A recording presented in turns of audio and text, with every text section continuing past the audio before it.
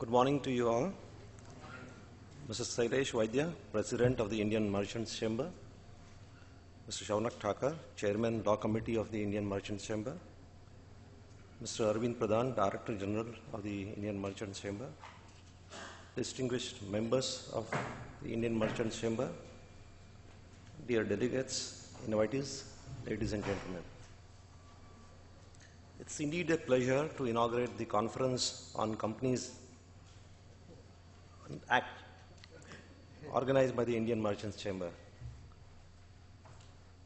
August 2013 indeed marks a historic moment and the beginning of a new era for corporate India.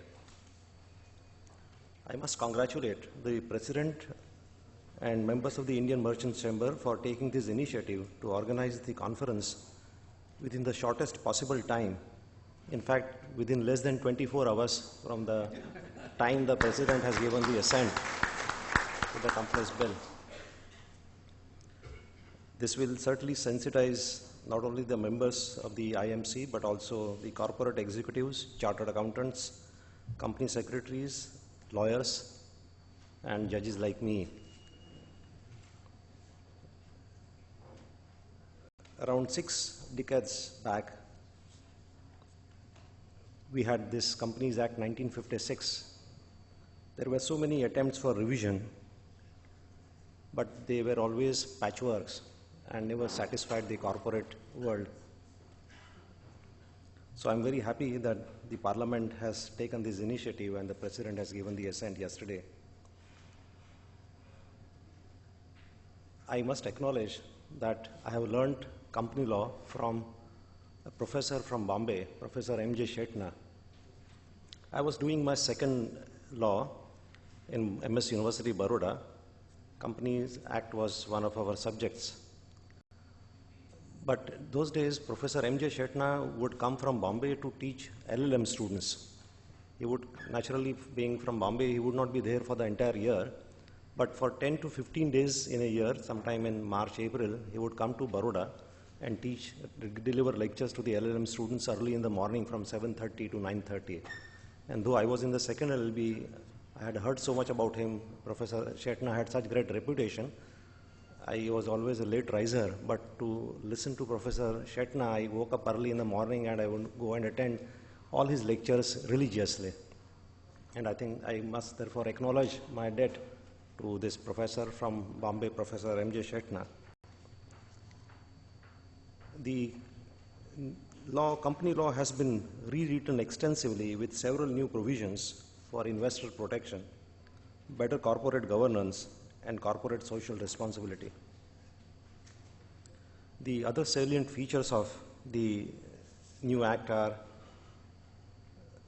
transparency in corporate governance, accountability in corporate governance, introduction of e-governance like maintenance and inspection of documents, keeping books of accounts, financial statements in electronic form, holding board meetings through video conferencing, and voting through electronic means. Let me therefore take this opportunity to inform this August gathering about the e-governance initiatives taken by the Bombay High Court also in the recent past.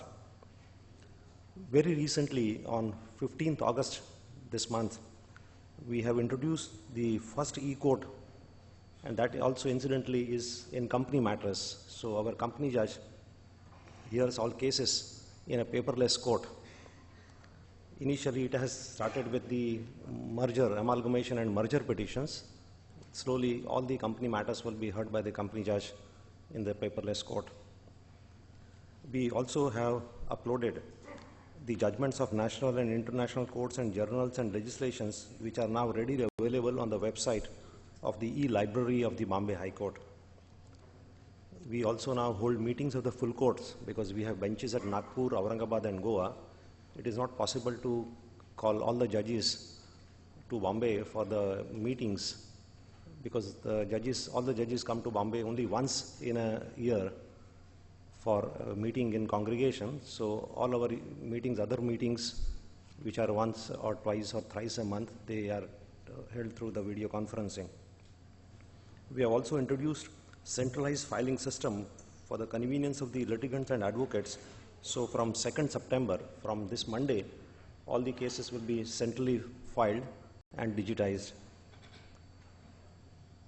We are also going to provide the service of communicating to the lawyers and litigants about office objections through emails instead of their coming to us, their clerks coming to our staff and taking a lot of time for removal of office objections. We are also going to introduce the system of SMS alerts. Very often what happens is that there are 20, 25 courts at in different corners of the High Court building. The lawyers would not be knowing which case is being called out in which court. So now we are going to introduce a system of SMS alerts. Text messages will be sent to the lawyers that case number 5 in the board of judge so-and-so is going on, has just started. So the lawyer whose case is at serial number 10 will come to know that all right, now he will have to be ready to go to the court where his case is going to be called out. We must also point out to this August gathering the heavy responsibilities on the courts in the state of Maharashtra and state of Goa, for both of which states the Bombay High Court is the common High Court. In state of Maharashtra alone, when I came here in June 2010, we had 41,35,000 cases. Because of the efforts put in by our judges and with the cooperation of lawyers, that number has gone down from 41,35,000 to 29,87,000 cases. I must also inform the business community that there was a great problem about pendency of cases under Section 138 of the Negotiable Instruments Act, the check bouncing cases. When I came here, we had 3,27,000 cases. In the last 3 years, another 2,45,000 cases came to be added. So we had to deal with a load of about 5,70,000 cases. I'm happy to inform you that in the last 3 years, we have disposed of 4,74,000 cases. So the pendency has come down to only 99,000. From 3,27,000 cases plus another 2,50,000 cases added, but now the pendency is only 99,000 cases.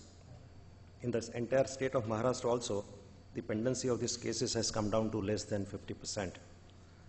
So I'm sure we have, for this purpose, of course, also received the cooperation of the litigants and the lawyers through Lok Adalats and the mediation movement.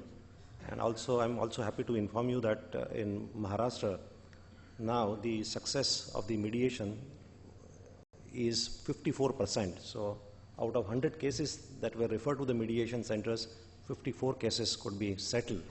So please cooperate, extend your cooperation for mediation activity also, which will help you to resolve the cases as early as possible.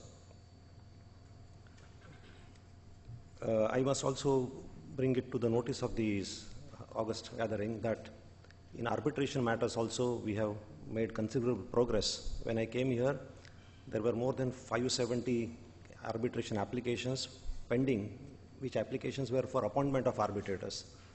So in the last 3 years, in more than 1,500 cases, we have appointed arbitrators. So that application also pendency has come down to only 75. Applications are filed, people want to file reply. So otherwise the applications are disposed of within 3 to 6 months. Coming to the subject proper, company law in India can be traced back to the Companies Act 1866. Then we had this Companies Act of 1956. The groundwork for the new Companies Act was started in 2005 with the report of Mr. J.J. Irani, as was informed by the President. The Companies Act will give this country a modern legislation which will contribute to the growth and development of the corporate sector in India. The new law will attempt to meet with the requirements of a dynamic economy and facilitate the development of a business-friendly environment in India. It aims at creating a congenial atmosphere which will foster the growth of business and add to investor confidence by creating a regime of certainty and clarity in the regulatory landscape. The new legislation will have far-reaching consequences, and the changes so brought about will affect various sections, including companies, both listed and unlisted, shareholders, directors, auditors, and other players in the corporate milieu. The Companies Bill has been in the news for quite some time as a much-awaited piece of legislation which would align the Indian corporate laws with global standards. It is expected that this new legislation would enhance the standards of corporate governance, disclosure standards, and regulatory oversight. After a long wait, we are finally very close to the culmination of this dream into a reality. The object of the new legislation is to ensure transparency within the corporate system. It stresses on transparency in financial reporting, improvement in corporate governance norms, enhancement in accountability on part of corporates and auditors, and protection of interests of small investors. A novel inclusion is that the new law would require companies that meet certain sets criteria to spend a portion of their average profits in the last 3 years towards corporate social responsibility activities. The Act has inbuilt provisions which would facilitate ease of doing business in India, as the Act empowers companies to function in a manner which is self-regulated and is driven by disclosures norms rather than a government approval-based regime. It is very important to note that the Act now envisages shareholder activism and a concrete mechanism of regulatory oversight to control corporate frauds. Special emphasis has been laid upon protection of interests of investors in a company and to safeguard their rights.